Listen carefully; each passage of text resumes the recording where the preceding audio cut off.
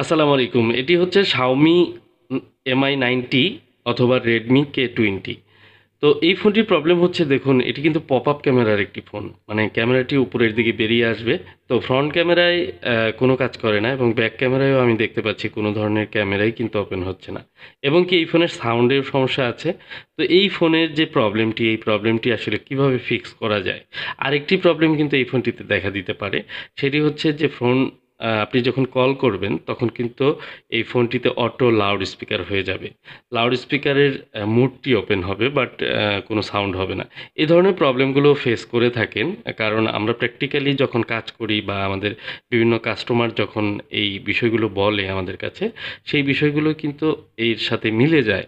কারণ অনেক ফোনের কাজ করতে করতে অভিজ্ঞতা যখন হয়ে যাবে, সেই অভিজ্ঞতা থেকে কিন্তু আমরা অনেক কাজ করে থাকি। সব কিছু কিন্তু সবসময় দেখা যায় যে আমাদের ডায়াগনোসিস করতে হয় না। একটা জিনিস, প্রবলেম যখন একাধিক প্রবলেমের কাজ আমরা করতে থাকি, তখন সেম একই ধরনের প্রবলেম পাওয়া মাত্রই আমরা কিন্তু বুঝতে পারি যে হ্যাঁ, এই প্রবলেমটি এই ধরনের হতে পারে। যেমন যারা আমার ভিডিওগুলো দেখেন, বা যারা হয়তো কোনো টেকনিশিয়ান না, বাট এই ভিডিওগুলো দেখতে দেখতে তারা কিন্তু এই বিষয়গুলো অভিজ্ঞ হয়ে গেছেন যে Xiaomi, Redmi, Poco, MI এই ধরনের ফোনগুলোতে আপডেট দেওয়ার পর ক্যামেরা চলে যাওয়া, সাউন্ড প্রবলেম হওয়া, এই সমস্যাগুলো কেন হয়, কোথা থেকে হয়, এবং এটা কিভাবে সলিউশন করা যায়। তো এই ভিডিওগুলো দেখে আপনারা যদি এতটুকু উপকৃত হয়ে থাকেন, তাহলে বলবো যে অবশ্যই চ্যানেলটি সাবস্ক্রাইব করে একটি লাইক বাটন প্রেস করে দিবেন। আর যারা এখনও সাবস্ক্রাইব করেননি, তারা অবশ্যই সাবস্ক্রাইব করে নেবেন। কারণ এ ধরনের যে স্মার্টফোনের যে প্রবলেমগুলো বর্তমানে হচ্ছে, শুধু MI, Xiaomi, Redmi এই ফোনগুলোতে না, Samsung, OnePlus এবং আরও অনেক ধরনের ফোন আছে যেগুলোতেও কিন্তু এই প্রবলেমগুলো হয়। তো CPU ইস্যু নিয়ে মূলত আমি যেহেতু কাজ করি, আমি আপনাদেরকে বিভিন্ন সময় বিভিন্ন ধরনের প্রসেসর ইস্যুর যে কাজগুলো, সেগুলো কিন্তু শেয়ার করে থাকি। ভালো লাগলে অবশ্যই আপনারা মতামত জানাবেন এবং লাইক করে দিবেন। আর এই চ্যানেলটি বা এই ভিডিওগুলো আপনারা কিন্তু শেয়ার করতে পারেন। শেয়ার করলে কি হবে, আপনাদের যারা পরিচিতজন এই প্রবলেমগুলো ফেস করে, তারা কিন্তু জানতে পারবে, খুব সহজেই এই সমস্যাগুলো সমাধান করে নিতে পারবে। সমস্যাগুলো সমাধান করার জন্য কি করতে হবে? দেখুন, এটি হচ্ছে একটি হার্ডলি একটি কাজ, যে প্রসেসরের কাজ বলতে আপনার সারা শরীরের যে রোগ যদি থাকে, আপনার যদি ব্রেনে একটি রোগ থাকে বা হার্টে একটি রোগ থাকে, ধরুন হার্টের একটি প্রবলেম। এখন হার্টের যদি আপনার ওপেন হার্ট সার্জারি বা কোনো বাইপাস করতে হয়, তাহলে হার্ট স্পেশালিস্ট কোনো ডাক্তারের কাছে বা সার্জনের কাছে কিন্তু আপনার যেতে হবে। আপনি সেক্ষেত্রে যদি একজন গাইনি বিশেষজ্ঞ ডাক্তারের কাছে গিয়ে অপারেশন করান, তাহলে কিন্তু সেটি হবে না। মানে বিষয়টা হচ্ছে যে গুরুত্বটা আপনাকে বুঝতে হবে। আর এটি এমন একটি জিনিস, আপনি ধরুন হার্টের অপারেশন করতে গিয়ে আপনি মারা গেছেন, বা আপনার কোনো রিলেটিভ সে মারা গেছে। আপনি কি তাকে অন্য একটি ডাক্তারের কাছে আবার নিয়ে যাবেন যে আমার হার্ট অপারেশন করতে গিয়ে আমার এই রুগীটি মারা গেছে, বা এখন আর সে জীবিত নেই, এখন আমি আরেকজনের কাছে যাই। আসলে বিষয়টি এরকম যে হার্ট যখন অপারেশন করতে গিয়ে মারা যাবে, তখন সে কিন্তু আর বেঁচেই থাকবে না। তার কিন্তু একদমই শেষ জীবনটি। তো এরকমই আমাদের প্রসেসরে কাজ করতে গিয়ে যদি ফোনটি ডেড হয়, তাহলে সেই ফোনটির আর চিকিৎসার ওয়ে থাকে না। এরকম হয়ে যায় অনেক সময়। সবসময় না, কিছু কিছু যেহেতু আমরা প্রসেসরগুলো চেঞ্জ করতে পারি, নতুন প্রসেসর রিপ্লেস করে অনেক ফোন রিপেয়ার করা যায়। তবে সেক্ষেত্রে আমরা একটি প্রসেসর ততক্ষণ পর্যন্ত চেঞ্জ করব না, যতক্ষণ পর্যন্ত সেই প্রসেসরটি ভালো থাকবে বা ভালো থাকার সম্ভাবনা আছে। আমরা সাধারণত কিন্তু এই ফোনগুলোতে অ্যা এগুলো রিবোলিং এর মাধ্যমে সলভ করি। রিবোলিং কেন করি? একটি ফোন কোম্পানি যখন একটি প্রসেসর দিয়ে দেয় বা বিভিন্ন আইসি সংযুক্ত করে দেয় মাদারবোর্ডে, সেগুলো কিন্তু সহজে খারাপ হয় না। খারাপ কখন হয়? যেগুলো আপনার হয়তো কোনো ভোল্টেজের তারতম্যের কারণে, বা কোনো ধরনের স্পার্ক হয়ে হয়তো চার্জিং আইসি, পাওয়ার আইসি এগুলো পুড়ে যায়। যেমন হাত থেকে পড়ে গিয়ে আপনার ডিসপ্লে ভেঙে গেল। এ ধরনের প্রবলেম হতে পারে। তাছাড়া এই যে প্রসেসরগুলো, এগুলো অনেক ভালো মানের প্রসেসর। Qualcomm Snapdragon-এর যে প্রসেসরগুলো আছে, আমরা কিন্তু এগুলো ম্যাক্সিমাম প্রসেসর কিন্তু আ রিপ্লেস ছাড়া কিন্তু রিপেয়ার করতে পারি। তো এই প্রসেসরের যে কানেক্টিভিটি, যে সমস্যাগুলো রয়েছে, সেগুলো কিন্তু আমরা ফাইন্ড আউট করে আমরা কিন্তু সেগুলো রিবোলিং এর মাধ্যমে সলভ করতে পারি। আর এই কাজটি যতটা সূক্ষ্মভাবে করা যায়, ততই ফোনটি আগের মতো আবার পারফর্ম করে, এবং কি নতুন একটি ফোনের যে ফিলিংস, সেটি কিন্তু আপনি পেতে থাকবেন। তবে এই ধরনের ফোনের ক্ষেত্রেও দেখা যায় স্টোরেজ লিমিট শেষ হয়ে যাওয়ার কারণে অনেক ফোন কিন্তু এখন বাতিল হচ্ছে। যেমন এই UFS 2.1 এই ধরনের যে স্টোরেজগুলো এর আগে ছিল বা এখনও আছে। এই ফোনগুলো আস্তে আস্তে কিন্তু স্টোরেজের লিমিট, হেলথ রিপোর্ট খারাপ হয়ে যাচ্ছে। হেলথ বলতে একটি স্টোরেজের কিন্তু নির্দিষ্ট হেলথ থাকে, মানে লিমিট থাকে। সেটি ইউজ হতে হতে আপনার রিড রাইট হবে, ডাটা বারবার রিড হবে, রাইট হবে এবং ডিলিট হবে। এইরকম করতে করতে একটি লিমিট ক্রস হয়ে গেলে সেটি কিন্তু আর কাজ করবে না, ফোনটি হ্যাং হয়ে যাবে বা ডেড হয়ে যাবে। সেগুলো আমরা ডিভাইসের মাধ্যমে চেক করলে আমরা বুঝতে পারি যে এটির লিমিট শেষ।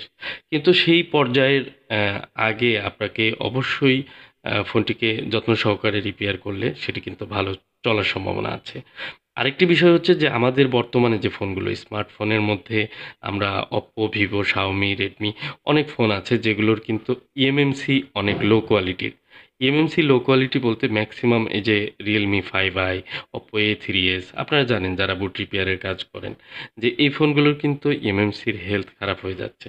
এগুলো ম্যাক্সিমাম কিন্তু eMMC খারাপ হওয়ার কারণে অনেক ফোন হ্যাং হয়ে থাকছে অথবা ডেড হয়ে যাচ্ছে। তো এই ফোনগুলোর ক্ষেত্রে মূলত আরও ভালো আইসি হয়তো ব্যবহার করলে লং টাইম চলতো। কিন্তু বর্তমানে যে ইউএফএস ইউজ হয়েছে যে ধরনের ফোনগুলোতে, ইউএফএস 2.1, ইউএফএস 3.1 বা আরও আপডেট বের হচ্ছে, এই আইসিগুলো হয়তো আরও দীর্ঘদিন চলবে। তো যতদিন আইসিগুলো লিমিট শেষ না হচ্ছে ততদিন কিন্তু আমরা ফোনটিকে ভালোভাবে ইউজ করার জন্য আমরা কিন্তু ব্যবস্থা করতে পারি। বিশেষ করে যে এই ফোনগুলো বেশ ভালো একটি বাজেটের ফোন, অনেক দামি ফোন। এই ফোনগুলো আ খুব সহজেই খারাপ হয়ে যাক এটা আমরা চাই না। আমরা চাই যে আমরা টেকনিশিয়ান যারা রয়েছি আমরা কিন্তু সর্বোচ্চ চেষ্টা করছি যে বাংলাদেশের যে ফোনগুলো আছে বা যেগুলো ব্যবহার করার উপযোগী সেগুলো যেন আমরা রিপেয়ার করে নতুন করে তাদের হাতে আবার তুলে দেই। তারা সেগুলো আবার লং টাইম ইউজ করুক। এতে আমাদের দেশের কিন্তু অর্থনৈতিক একটি প্রভাব পড়বে। আর যদি ম্যাক্সিমাম এই ২০, ৩০, ৫০,০০০ টাকা দামের ফোন হুটহাট নষ্ট হয়ে যাচ্ছে, সেটা ফেলে দিয়ে আরেকটা কিনতে হচ্ছে, তাহলে কিন্তু এই প্রভাবটা কিন্তু আমাদের অর্থনীতির উপরেও পড়ে। যদিও এটি মনে হয় যে খুবই সামান্য, কিন্তু না, এটি কিন্তু অনেক বড় একটি অ্যামাউন্ট। তো আমরা যারা এই প্রসেসরের কাজগুলো করছি তারা কিন্তু প্রতিনিয়ত অনেক ফোন কিন্তু রিপেয়ার করে তাদের হাতে আবার তুলে দিচ্ছি। হয়তো তাদের ২০-৩০,০০০ টাকার একটি বাজেট বেঁচে গেল এই মুহূর্তে। তো এরকমভাবে আমরা ফোনগুলো রিপেয়ার করে থাকি। তো চেষ্টা করবেন যারা এই প্রবলেমে পড়বেন তারা একজন যে কাজের স্পেশালিস্ট তাকে সেই বিষয়ে দেখাবেন। ডিসপ্লে যারা রিপ্লেস করছে তাদেরকে ডিসপ্লের কাজের জন্য দিবেন। যারা অনেকে আছে ব্যাটারি, বডি চেঞ্জ করছে, এভেলেবল এই সার্ভিসগুলো দিচ্ছে। একটি শপে বিভিন্ন এক্সপার্ট থাকে। আমার মনে হয় আরকি। আবার অনেক সময় কিন্তু দেখা যায় যে একজন সে নিজেই কিন্তু সব করছে, মানে একেবারে বডি, ব্যাটারি চেঞ্জ করা, চার্জিং পোর্ট চেঞ্জ করা এবং সফটওয়্যারে কাজ করা, হার্ডওয়্যারে কাজ করা, সব কিছুই করছে। তো তারা আরও অনেক অভিজ্ঞ হয়ে থাকে। তো আসলে সবার বিষয়টা এক না। অনেক সময় দেখা যায় যে কিছু কিছু জায়গা আছে যিনি সফটওয়্যারে কাজ করছে, তিনি শুধু সফটওয়্যার নিয়েই কাজ করছে। কেউ হয়তো ডিসপ্লে চেঞ্জ করছে, ওসিএ করছে, ব্যাটারি রিপ্লেস করছে, চার্জিংয়ের কাজ করছে। আলাদা আলাদাভাবে সেক্টর থাকে। তো যাই হোক, আমি যেহেতু প্রসেসর নিয়ে কাজ করি, এই টুকটাক বিষয়গুলো আপনাদের সাথে শেয়ার করে থাকি। আমার ভিডিওগুলো আপনাদের কেমন লাগে অবশ্যই মতামত জানাবেন কমেন্টের মাধ্যমে।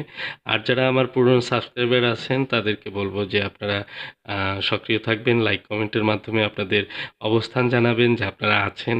আপনাদের অনেক মিস করি। তো যাই হোক, কথায় কথায় Redmi 90 এই ফোনটি কিন্তু সিপিইউ রিবোলিং করে ইনস্টল করে অন করেছি অলরেডি। এখন আমি এই ফোনটিকে চেক করব এবং কি এই ফোনটির যে মাদারবোর্ডে একটি স্ক্রু থাকে, মাদারবোর্ডটি যদি সঠিকভাবে চাপ দিয়ে না ধরা হয় বা ঠিকঠাক মতো না লাগে তাহলে কিন্তু ফ্রন্ট ক্যামেরাটি উপরে উঠবে না। দেখুন আমি পপ আপ ক্যামেরাটি দেখাবো, সেই সাথে আমি দেখাবো হচ্ছে ব্যাক ক্যামেরাও আসছে।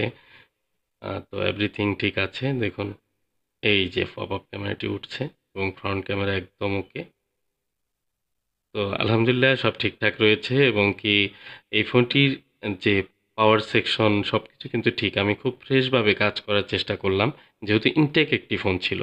সুবিধা হচ্ছে যে এই ফোনগুলো যারা ইনটেক অবস্থায় পাঠান তাদের ফোনগুলোর যে সার্ভিস কোয়ালিটি এটি কিন্তু ধরে রাখা সম্ভব। গুণগত মান বা কোয়ালিটি ধরে রাখা সম্ভব যে আপনি সার্ভিসটা আগের মতো পাবেন। কারণ অনেকে আছেন ফোন খোলার পর বা রিপেয়ার করার পর সেই আগের ফিলিংসটা পান না। এর অনেক কারণ আছে। ইন্টারনাল অনেক বিষয় কিন্তু আমরা খেয়াল করি না। যেগুলো কাজ করা হয়ে যায়, ভিতরে কী অবস্থা আছে, ভিতরের অনেক কারণের যে অনেক সেটিং ফিটিংয়ের ব্যাপার রয়েছে, সেগুলোর কারণেও কিন্তু ফোনের বিভিন্ন ধরনের ল্যাগিং, বিভিন্ন প্রবলেম কিন্তু আমরা পেয়ে থাকি। অনেক সময় ক্যামেরায় ডাস্ট গিয়ে ধুলাবালি পড়ে খারাপ হয়ে যায়। তো যা হোক এই বিষয়গুলো খেয়াল রাখতে হবে। দেখুন এই যে ক্যামেরাটি ঠিকঠাক কাজ করছে। তো পপআপ ক্যামেরাটি প্রবলেম হয় অনেক সময় ফেস লক থাকলে দেখা যায় যে পকেটে ওপেন হয়ে যায়। দেখুন সাউন্ডও ঠিক আছে। তো সবকিছু ঠিক আছে। আজকের মতো এ পর্যন্তই।